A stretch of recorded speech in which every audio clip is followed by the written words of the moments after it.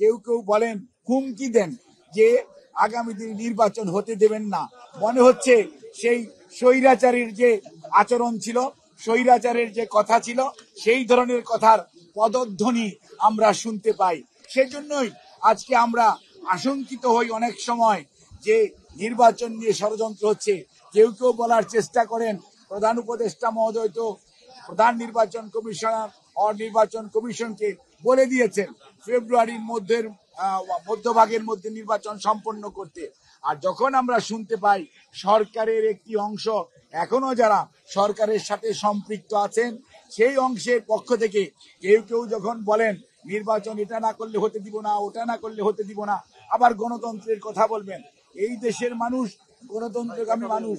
এই দেশের মানুষ জানতে চায় তার প্রতিনিধি কে, তাদেরকে সরাসরি দেখতে চায়।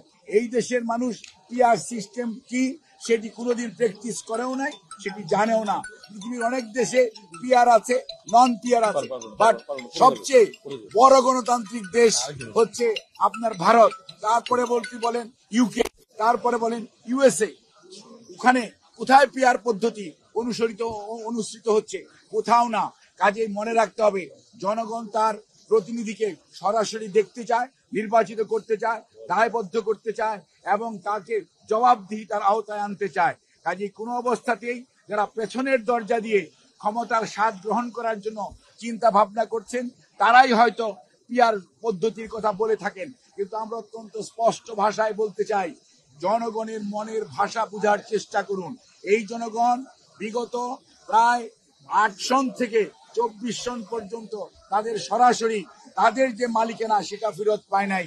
বিভিন্ন ধরনের নির্বাচন হয়েছে, আমি সেদিকে যেতে চাই না, কিন্তু আজকে মানুষের জন্য আকাঙ্ক্ষা হচ্ছে আমার ভোট আমি দেব, যাকে খুশি তাকে দিব, নির্বিঘ্নে দিব, নিঃশঙ্ক চিত্তে দিব।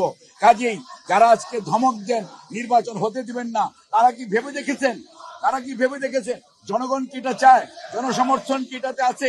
আপনারা মব কালচার সৃষ্টি করছেন, দেশের আইন শৃঙ্খলা পরিস্থিতি কোন দিকে নিয়ে যাচ্ছে, দেশের শিক্ষা ব্যবস্থা 1 বছর যাবৎ কি ধরনের পড়াশোনা হচ্ছে সেটিকে আপনারা লক্ষ্য করেছেন? আপনারা সব সময় বলেন যে নতুন প্রজন্ম, আমরা কি পুরনো প্রজন্ম? আর আপনারাই কি নতুন প্রজন্ম? কখনোই না। মনে রাখবেন, ঢাকা বিশ্ববিদ্যালয় যখন জুলাই 24-এ বন্ধ হয়ে গিয়েছিল, তখন অনেকেই আন্দোলন ক্ষান্ত দিয়ে বাড়িতে চলে গিয়েছিলেন। এই বাংলাদেশের বেসরকারি বিশ্ববিদ্যালয় এবং পাবলিক বিশ্ববিদ্যালয় ঢাকার বাইরে যারা ছিল, ছাত্র জনতা, রাজনৈতিক নেতৃবৃন্দ সবাই ঐক্যবদ্ধভাবে সেই আন্দোলনকে টেনে নিয়ে গেছে। সেই আন্দোলন 5ই আগস্ট তার কাঙ্ক্ষিত ফল অর্জন করতে পেরেছে এবং স্বৈরাচার পালিয়ে গেছে। কাজেই এটি ঐক্যবদ্ধ জনতার আন্দোলন, ঐক্যবদ্ধ ছাত্র জনতার আন্দোলন, কোনো একক গোষ্ঠীর এই আন্দোলন নয়। কাজেই কেউ কোনো অবস্থাতেই ধমক দিয়ে বাংলাদেশের মানুষকে দাবিয়ে রাখবেন। ইতিহাস শিক্ষা দেয়, যারা 73-এও ছিলেন তারাও যেমন দাবিয়ে রাখতে পারেন নাই, আর বিগত স্বৈরাচার অনেক ধমক, অনেক প্রশাসন, অনেক আইন শৃঙ্খলা রক্ষাকারী বাহিনী, অনেক গুম, অনেক শহীদ, অনেক বঙ্গুত্ব বরণ করিয়েছেন। তারপরও বাংলাদেশের মানুষের দাবিয়ে রাখা যায় নাই, ওনাদের শেষ রক্ষা হয় নাই।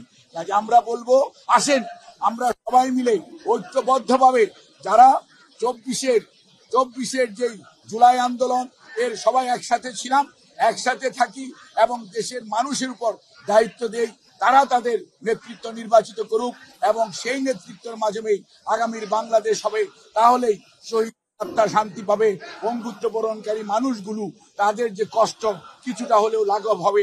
আমাদের এখন দায়িত্ব হচ্ছে সবাইকে সাথে নিয়ে আগামীতে এমন একটি জাতীয় নির্বাচনের পরিবেশ সৃষ্টি করা যেখানে মানুষ নির্বিঘ্নে তার ভোটাধিকার প্রয়োগ করতে পারবে। জনগণ বেছে নেবে তার প্রতিনিধি কে হবে।